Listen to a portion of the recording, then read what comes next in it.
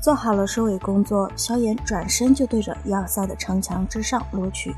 联盟的群众们当然是展现了极大的热情与欢迎，在联盟不倒，盟主万岁的欢呼声中，彩铃瞥了萧炎一眼，淡淡的道：又让你来做了一回孤胆英雄，实在内心厉害吧？我的星主看到彩铃勾起的唇角，萧炎很是无奈的摇了摇头，这么多年还是一点儿都没变啊。突然间，那胡氏三老闪掠而来，冲着萧炎大笑道：少阁主果然出人意料，居然连那雪河尊者都是能够收拾，想当年那家伙的出名程度可是不逊色于你的老师啊，虽说是兄名。对此萧炎回之一笑，随后道：多谢诸位了，待得此次回去之后，剩余的报酬必然会拱手奉上。闻言，紧随胡氏三老而来的斗尊天团们连忙出声道：不碍事儿，以药尘的名声，难道还怕他耍赖不成？面上挂起微笑，余光瞥见已经开始清理战场的联盟军队，萧炎的心中暗自的松了一口气，旋即一道脆甜的声音就让他露出了不要钱的灿烂笑容：爹爹威武！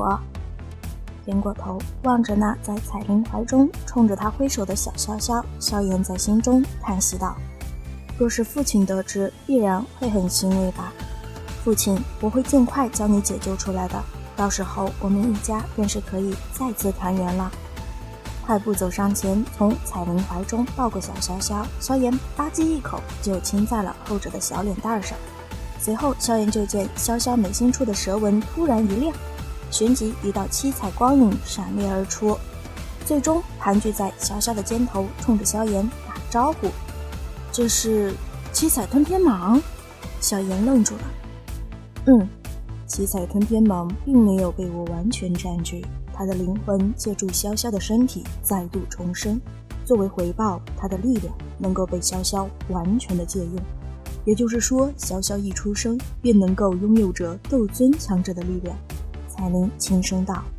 哦。听到此话的萧炎眉头一扬，七彩吞天蟒哎，那可是蛇形魔兽中巅峰般的存在，即便是亲临的碧蛇三花瞳都是无法控制，而且巅峰时期的七彩吞天蟒足以跟斗圣强者媲美，日后萧萧能在使用自身力量的同时还能叠加吞天蟒的力量，这一人一蛇联手绝对是1+1大于2啊。萧炎乐了，旋即眼中涌现一抹火热，随后喃喃道：我的女儿可不能光依靠别人的力量，现在萧萧正是体质最柔软可塑的时候，我虽然不能拔苗助长，但却能够给予她一个最完美的修炼条件。距离萧炎最近的彩铃自然是听到了萧炎的话，老实说，彩铃将萧萧看得十分重要，是比她生命还要重要的那种。萧炎如今的表现，彩铃很是满意，就连一向冷艳的脸庞也不由得柔和了许多，甚至十分好心情地冲着萧炎微笑道：萧萧如今的条件已是非常的好，你当年所送回来的天魂血骨丹为其塑造了不错的体质。说到这里，彩铃不由得回想起了当年下定的决心，若是萧炎胆敢在约定的时间忘记曾经说好的丹药之事，或者像那融灵丹一样的一而再再而三的忽悠他，那他就走了，连带着族人一起迁移的那种。所幸萧炎这次没有掉链子，不然老婆跑了，女儿也没了。只是这天魂血骨丹固然不错，但却只能算是7品低级丹药，有筑基之效，却远不到完美的层次。他萧炎的女儿自然是值得最好的，于是萧炎出声道：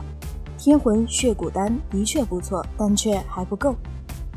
的确如此，比如那玄蒲筑基丹就极为的合适萧萧，只是此丹乃是7品巅峰的丹药，我来炼制的话仅有40%的成功率，若是真要炼制的话，恐怕只能让盟主来。一旁突然有着一人淡淡的道，萧炎目光顺着声音望去，却是不由得一笑，随后冲着那人拱了拱手道：古河大师别来无恙啊。古河也冲着萧炎拱了拱手道：盟主，你这一去就是好几年时间，可当真是潇洒呀。老实说，目前为止古河挑衅的目的已经很明显了。当年袁岚宗抢婚一事，萧炎已经打了他一次脸，后来在丹药比拼上又输给了萧炎。虽然他答应了加入联盟，可那次的失败古河至今都是耿耿于怀。经过这么多年的苦修，古河如今已经是7品高级炼药师了。他自认为放眼整片西北大陆，能够超过他的人也是屈指可数。实力提升了，他的尾巴也就翘起来了，想要找回场子的想法也按耐不住了。以前是找不到人，现在萧炎回来了，可不能放过。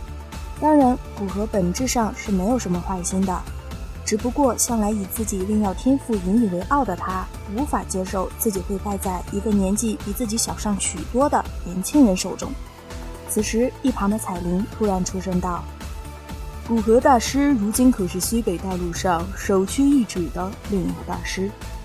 丹堂在他的掌管与发展下已是相当强横。联盟之所以能够如此迅猛的发展，丹堂功不可没。他身后的几位是丹堂的长老，他们都是6品炼药师，丹堂的顶梁柱。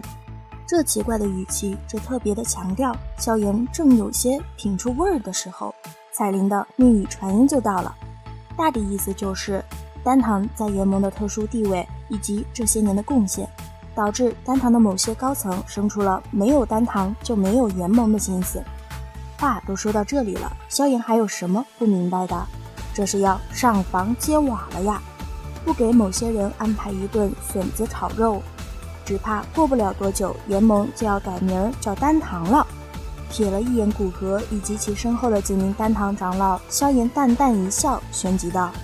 玄蒲筑基丹虽然尚可，但却并不是最好的选择。不知道古河大师有没有听过一种名为伊始丹的丹药？来了来了，挖坑小能手已经就位。8品丹药伊始丹，这3个字入耳，古河以及那几位丹堂长老面色都是微微一变。盟主已经能够炼制8品丹药了？古河惊疑不定地望着萧炎道，其身后的那些丹堂长老们震惊过后却是怀疑多一点，因为他们虽然听说过萧炎的一些事迹，但在其心中却一直坚定地认为，如今的古河才是联盟之中的炼丹第一人。萧炎并没有直接回答古河的问题，而是命令古河明日召集丹堂的所有炼药师，并表示自己会当众炼丹，着重强调当天任何人必须到场，未到者立即逐出联盟。随后萧炎直视着古河又道：当年离开时，我给予了丹堂其他堂门所不具备的权利与便利，但如今7品炼药师却依旧未曾超过5人，这种效率可并不好。萧炎这一顿敲打，古河是明白了，这是要拿丹堂开刀了呀。想了想丹堂这些年的习气，古河心中无奈地叹息了一声，旋即就拱了拱手道：是盟主，既然如此，那我便先回去召集丹堂的人，等明日盟主前来。待得萧炎点头后，古河这才领着几位丹堂长老转身离去。望着古河一行人远去的背影，萧炎的双眼缓缓地眯了起来。彩铃在此时出声道出了自己的担心，如此不客气，会不会让得那些个骄狂惯了的炼药师心生不满啊？对此萧炎的回答是：没了的话再招便是。毕竟这种级别的炼药师若是放在中州上，也就堪堪混口饭吃。没错，就是如此的豪横。毕竟有了星陨阁与联盟之间的空间虫洞，以后往来十分的方便。至于人才输送，自己同药老如今在中州炼药界中的名声，莫说这些个不入流的，即便是7品炼药大师也是会蜂拥而来。打定了主意要给自家宝贝闺女儿把伊始丹炼制出来，顺便给那些个坐井观天的青蛙们一点颜色瞧瞧的萧炎，已经开始有些期待第2天的到来了。好了，本期分享就到此结束喽。视频都看到这里了，给牛奶点个赞吧。订阅了的朋友记得开启小铃铛哦，这样就不会错过牛奶的更新啦。感谢您的耐心观看，拜拜，下期再见。